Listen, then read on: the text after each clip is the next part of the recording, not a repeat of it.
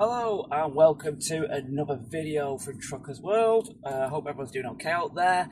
As you can see, I'm in work, quite warm today, looking at 30 degrees and rising, and we know we're going to get up to like 40 degrees, aren't we, in a couple of weeks. So today's video, I did a previous video on working for these guys recently, Kirks, okay, part of Canaxia Group. I think that's how it's pronounced anyway. I sound like a Mong if it's not. Anyway, yesterday I was called into work. I had a day off. Agency called me up. Can you do Kirks again? I've done it a few times. No problem. That's fine. Went down there and I did almost. As much as I can describe it as close as a proper multi-drop class 2 job. Okay. I didn't do it for a lot of hours because obviously they called me up quite late and I didn't get into work till about 8.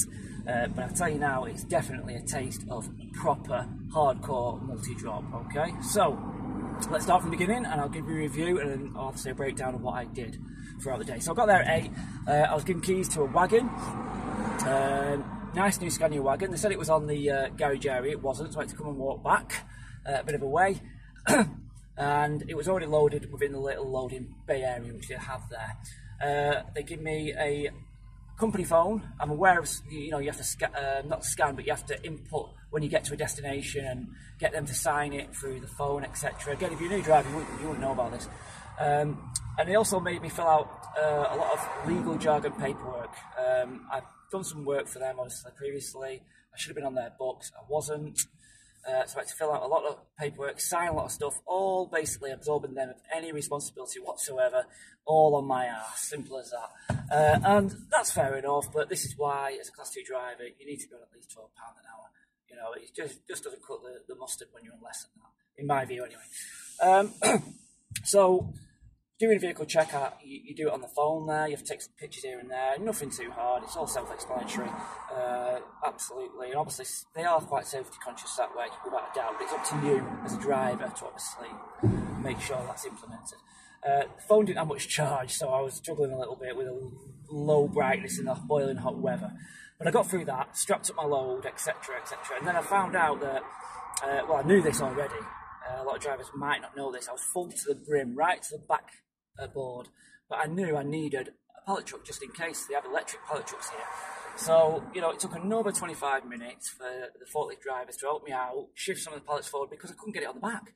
I just couldn't close the doors. It was a nightmare. So that took another 25 minutes. So all in all, about an hour and a half before I actually left, got my paperwork, etc.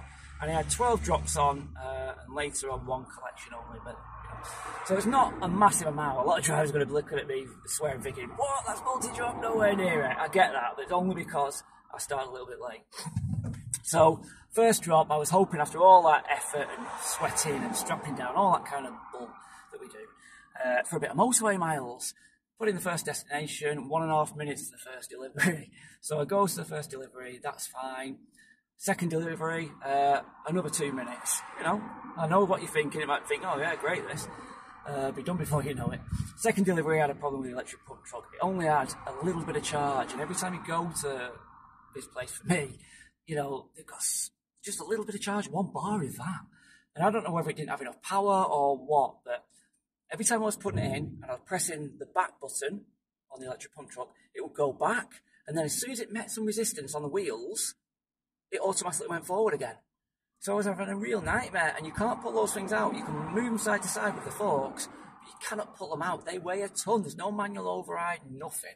And I was sweating cobs trying to get this pallet off, on and off, forward and backwards, forward and backwards. It just wouldn't go. And when I finally got it off, it was on a little bit of uneven ground. A lot of the area was uneven ground, and it got stuck. So, to cut a long story short, we had to unload the pallet for me to basically free it and get it back on. But it was causing a bit of a nightmare. Pushing it too far, you'd then have to try and get it back, but then it wouldn't go back, it kept on going forwards because it kept on getting stuck. Oh my goodness. And this happened on more than one occasion. I was having problems with this truck. It was a real nightmare.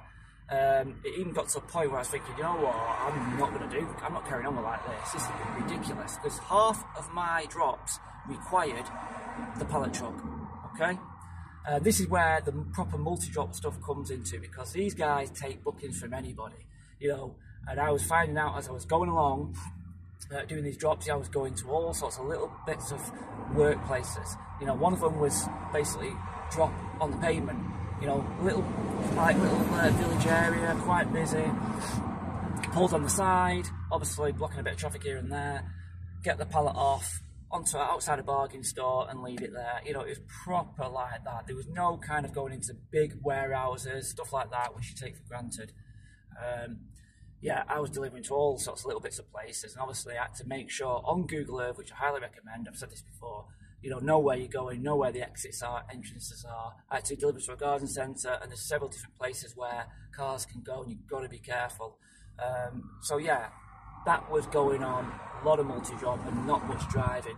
You know, and halfway through the day, I'll be honest, I was absolutely sweating. Now, don't get me wrong, it was great having a new Scania, because when you got in, you got driving again. It's got aircon, and it was top notch. Worked a treat, but I did find that I was in and out, curtain drawn, up, down. You know, it was real multi-drop stuff. So we're going through deliveries, and then I'm getting near the end of them, and it's getting up to about, I can't remember now, maybe 3-4 o'clock, give or take. You know, I had a 15-minute break, and there were some tough ones on there, and I had 2 tough ones near the end. Delivering to a mill. Now, if you've got a bit of experience out there, you'll know that in a mill, you've got loads of different work areas there, loads of different companies, upstairs, downstairs. You know, I looked on the map, no way I'm going down that mill and round, there's no way. Cars parked everywhere, and I thought, how am I going to get this off, this pump truck? You know, I would have to go across the busy road, all uneven, pebbly ground stuff where the mill is. I didn't have a chance. Luckily, 2 of the lads who I was delivering to, like a wood shop, offered to actually handball it off, and I was really grateful for that. Really, really grateful. And they worked in the end. So they did 1 pallet, managed to handball it off. Really, but it's just an example. If you had someone awkward, what would you do? You know, it'd be your decision whether to get it off yourself. Could you do it? Could you not do it? Anyway, moving on to the final drop, you know, and save the best till last. We got there, and at first I thought, oh, it's not too bad this, I can just drop it off here, deliver around the front. No, they wanted it round the back, so they rerouted me round to where the back part was. And it wasn't just a case of going round here and that was it. I had to go back on the main road, and then take another left, and then onto this like almost U-turn, cobbled road. And that's what I did. Now, as it happens, you know, what he said was right, you know, I had no problems that way. But then, when I got round there, I got to round the building, there was a car, nobody in it, hazards on, right in the corner, left-hand corner, and I couldn't get around it. And that was it. And he comes out to me and he says, well, which side is the delivery on? I can come out with a forklift truck, blah, blah, blah. And I said, no, I need to get myself out of here first, you know. And that was the first thing on my mind, getting yourself out of that bad situation. I wasn't about to wait for him to unload me, you know, no way.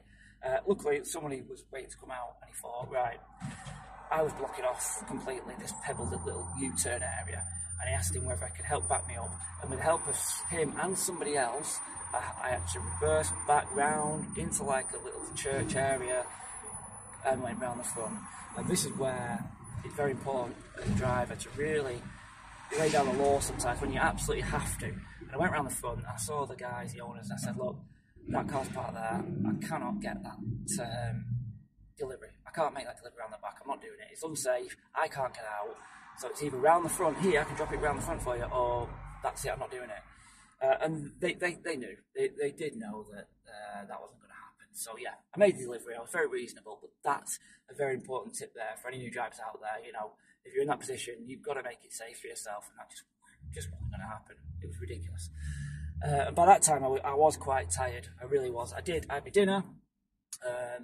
Obviously, got this collection. That was nice and easy. I went back and then unloaded. Overall, it was about a 9-hour shift, so it wasn't majorly long. But I would say it was definitely my first taste of a proper Class 2 multi-job drop, where you're not going motorway miles. You know, I was in the vicinity of, you know, a little town, dropping off all over the show, going round on myself, back around myself. It was like a van driving job. A delivery job in a Class 2, you know. Was it for me? I don't think so. Could I handle it? Yeah, I could handle it. And I think, you know, if you took it more in your stride and not stress as much, you know, I think that's the way forward. But just getting in, getting out, you know, and you know, the headaches when you get to places and you think, how am I going to get this off here? How am I going to deliver this out to them? All that kind of stuff builds up. It's not what I got into it for. So yeah, for me, wasn't the best day.